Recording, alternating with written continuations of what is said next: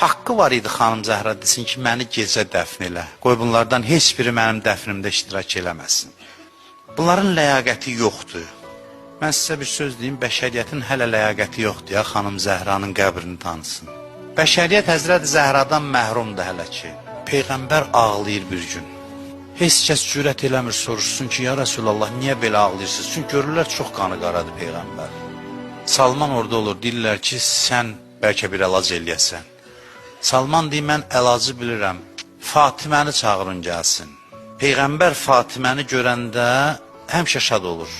Fatimə, nə zaman Peyğəmbər Fatiməyə baxırdısa üzü gülürdü. Nə zaman Hüseynə baxırdı, ağlayırdı, həmişə. Salmana deyirlər, özün get çağır, bu ailəyə hamıdan yaxın sənsən. Deyir, gedir qapını döyür, Həzrət Zəhra soruşur ki, kimdir? Deyir ki, ey Peyğəmbərin qızı Salmandır gələn.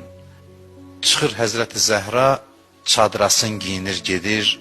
Salman deyir, gəlir dalıcan, baxır, görür ki, çadrası neçə yerdən yamanıb. Deyir, Salman ağlayır. Həzrət Zəhra soruşur ki, Salman niyə görə belə ağladın? Deyir, mən şahların qızlarını görmüşəm.